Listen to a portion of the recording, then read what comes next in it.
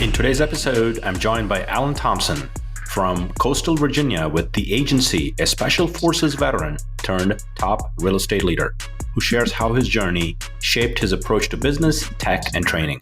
We dig into how AI is changing real estate, why continuous learning matters more than ever, and how personalization and smart technology are raising the bar for client engagement.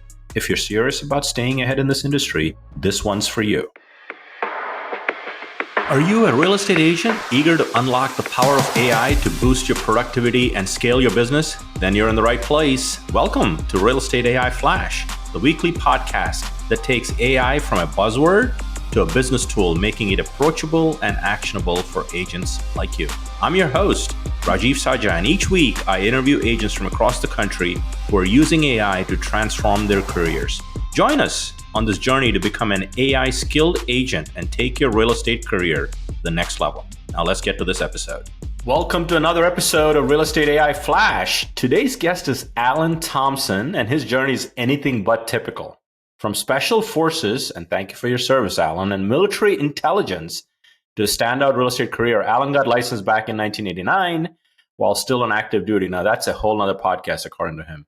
He's been named Virginia's Agent and Educator of the Year, led the largest RE/MAX brokerage, took a global sabbatical, and came back to build something new. Today, he's the regional owner of the agency in coastal Virginia, running 2 thriving offices and leading the top-ranked small team in the region.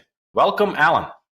Hey, thanks, Rajeev. I'm glad to be here today. Yeah, no, you and I bumped into each other in Dallas for the first time at 1000 Watts Marketing and Brand Summit.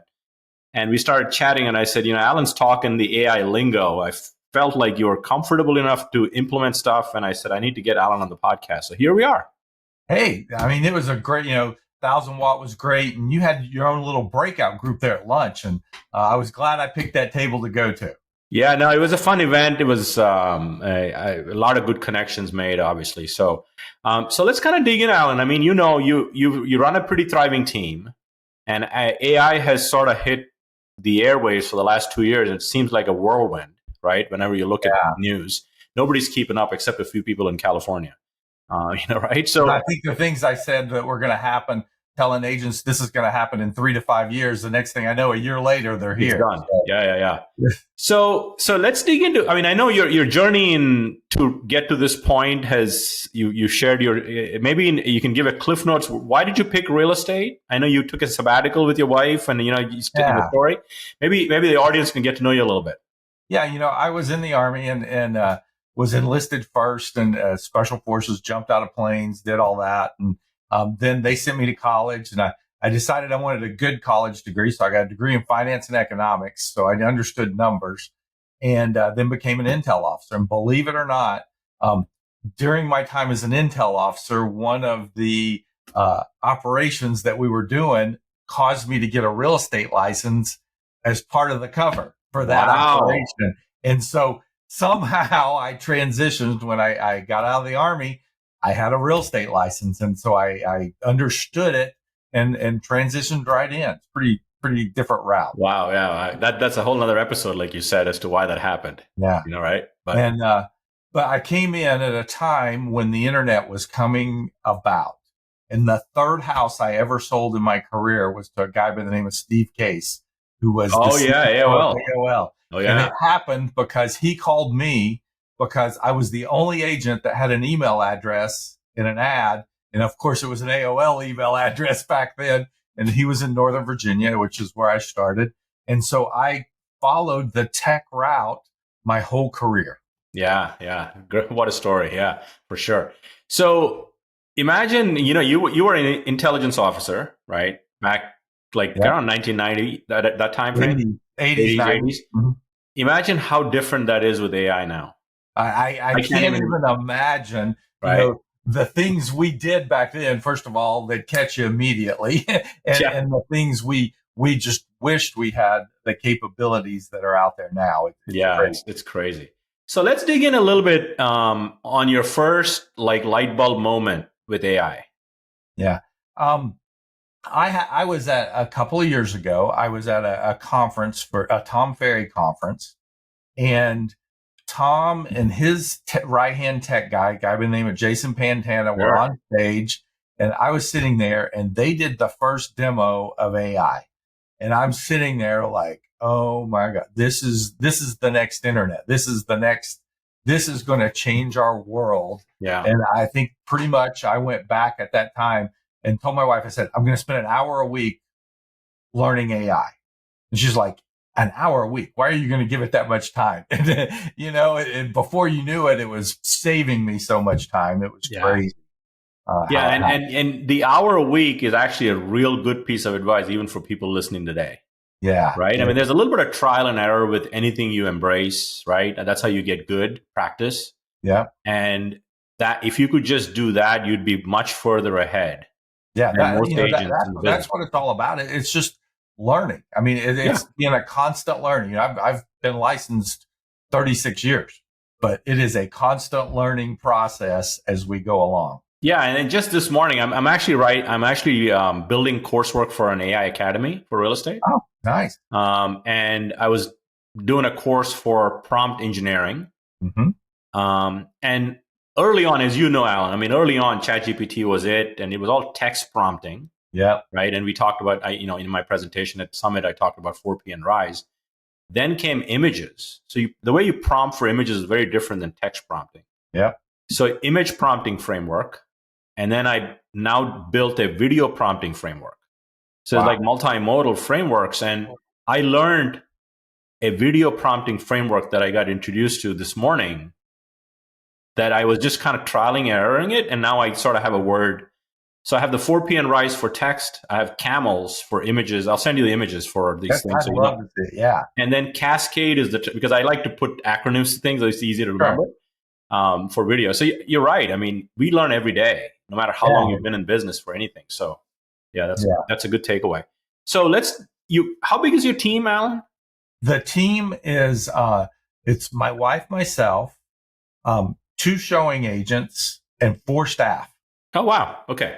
And it'll do about 160 transactions this year, 2.2 million in GCI for a very small team. Oh, yeah. For a small team, that's awesome. And what's your average sale price in coastal Virginia? The average for the market's around 400,000. Ours is closer to 650. Okay. So you offer more in the luxury range. But we sell, we last year we sold a 3.2 million. We've got a couple of 1.8, 1.6s on the market, right? We tend to lean a little higher than the market. Average sale price. Yeah. So with 2 showing agents, does your wife sell also, or is she more on My wife sells a lot. A lot. She is primarily the face. I rarely am in production anymore. I'll go on the high-end listings, but that's about it. Pretty much my wife is the production machine on the team. Yeah. She's the face more than I am. I run the operations meeting and all the staff reports to me, and that's kind of where my hand is now.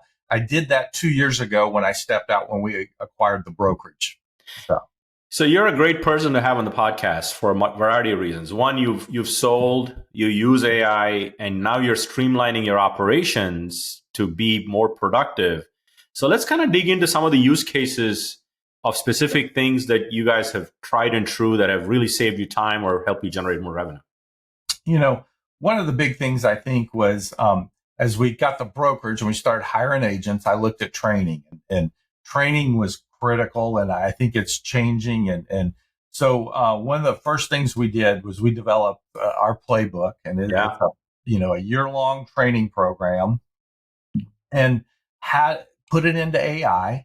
And then we developed from it. We kept expanding it to get role plays and scripting, and put Phil Jones's book into it. To say, hey, use these things and develop. And we developed this huge, thick training playbook that saved us probably 200 hours of work, manpower time. I can imagine by putting it together. It took a few hours and.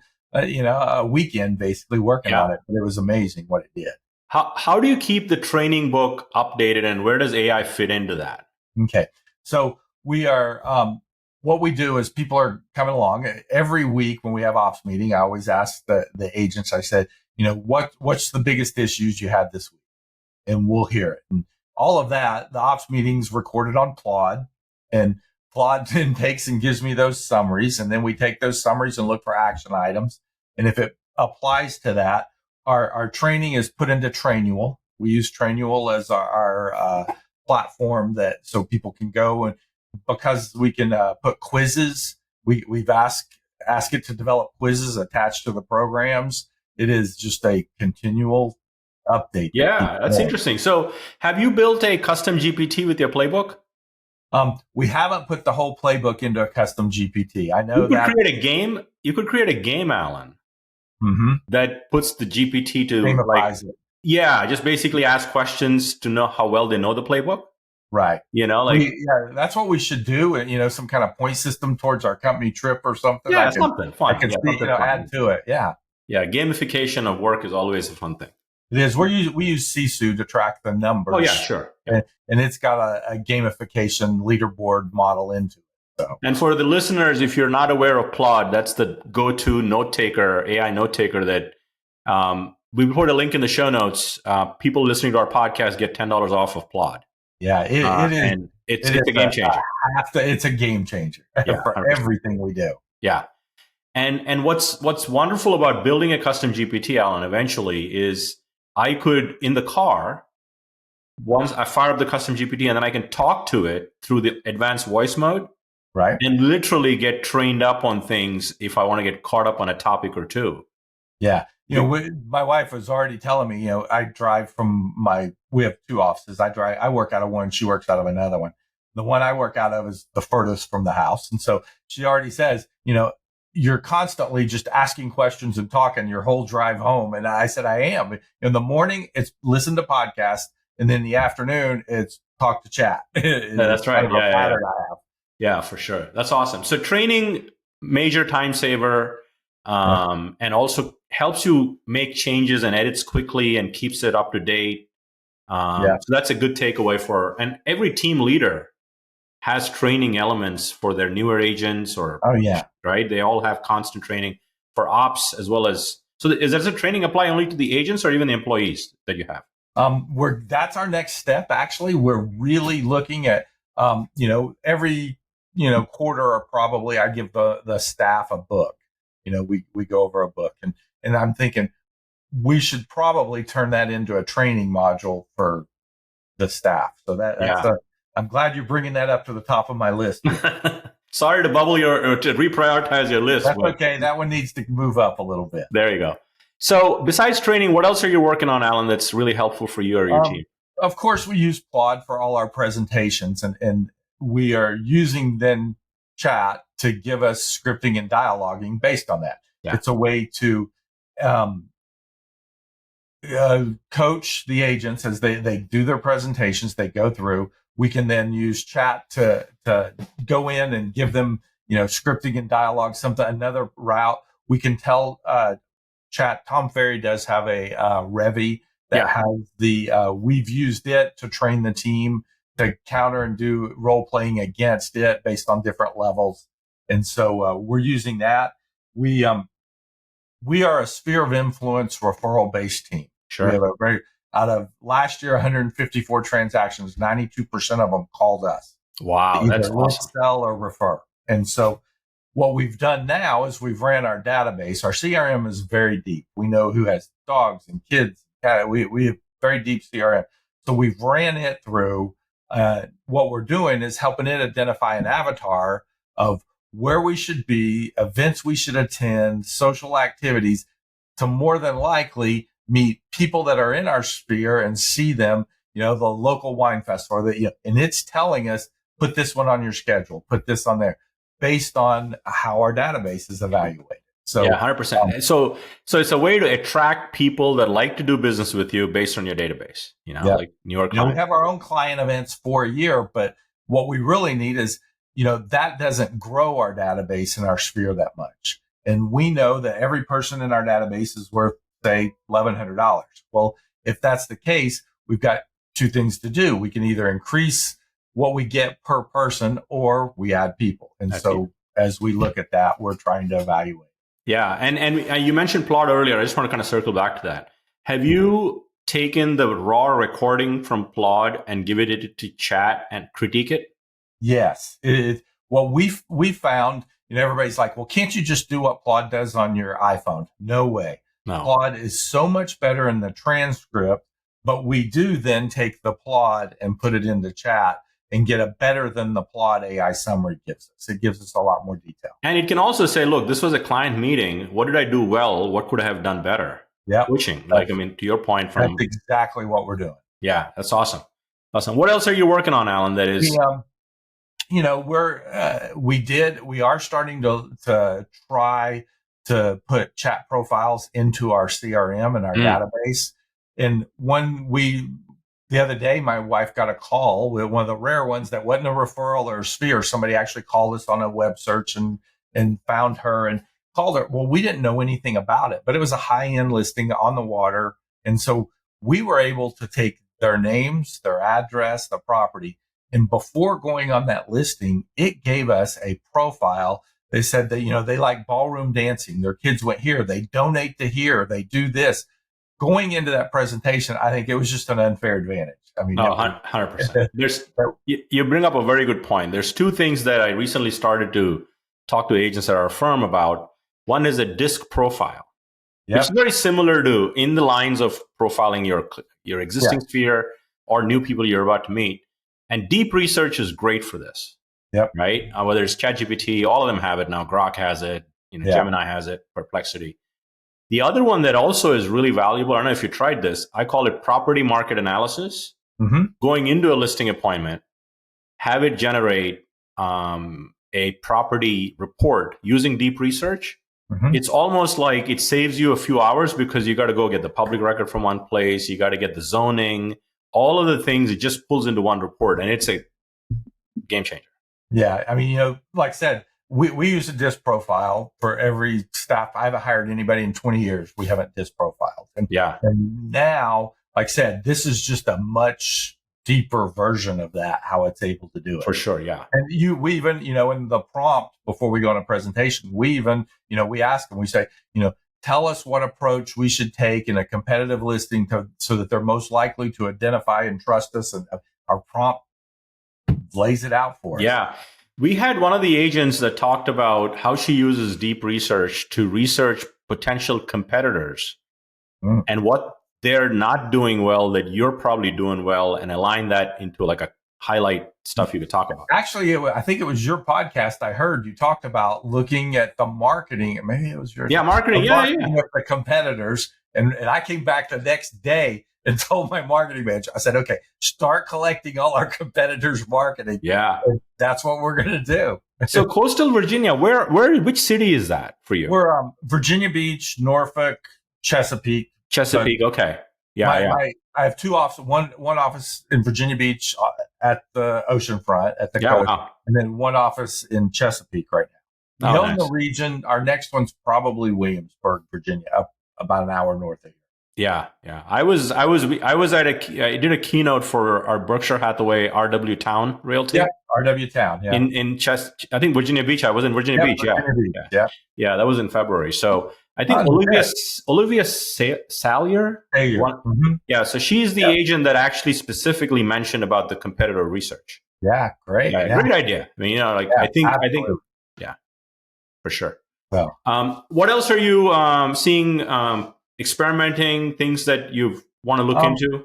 We have newsletters and of course all the marketing and ideally what AI is going to allow us to do is as we build our CRM with AI on each client, we're going to be able to eventually customize the newsletter so that they get 100%. A newsletter that's like their private newspaper every day. We want to change it from this just monthly type newsletter to where this is valuable to that person based on it. And that's something big we're trying the personalization, because the more you know them personally, the stronger the relationship. Everybody knows 5 real estate agents, and who gets the deal, it's the strongest relationship. And that's what I think our AI is giving us time.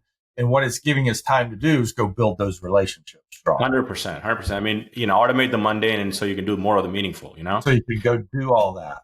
And I think to your point, though, the reason newsletters, it seems like table stakes up until this point. Yeah. But what unlocks it is the personalization. You go from like newsletter mediocrity to newsletter genius because now it's talking to me one to one. You identify with, you're like, man, I love your newsletter, 100%. 100%. Yeah. Yeah.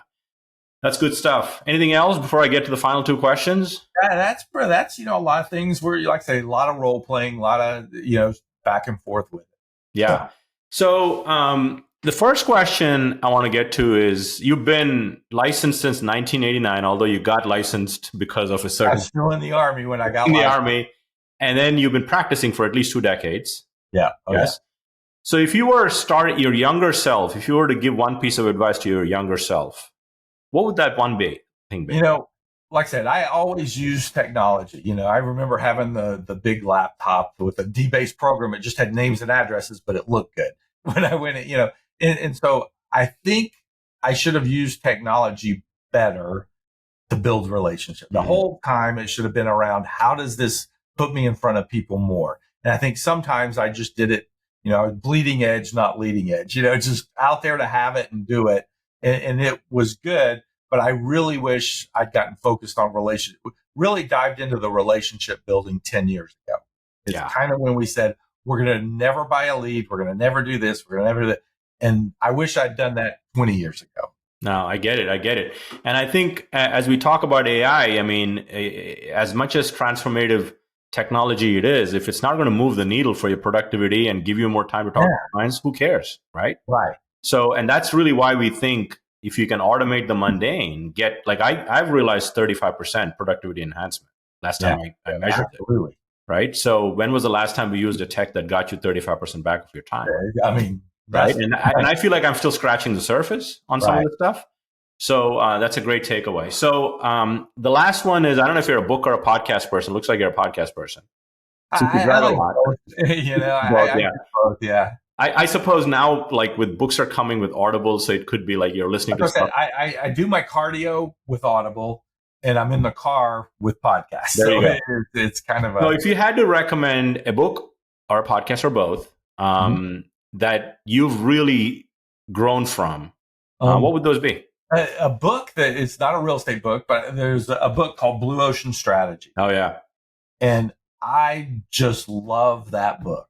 And it's, all about, blue ocean versus red ocean, which basically go compete where other people aren't. Quit competing with everybody and what they're doing and doing the same thing and trying to just do more and faster and better. Go find your own niche. And if you really do that, you'll stand out. Rory Vaden said, different is better than better. And I really believe that. We try to be different. We try to find our own niche. I don't go after the same agents everybody's going after. It's just, I love that book. And a podcast, it's hands down, I can't miss Founders podcast.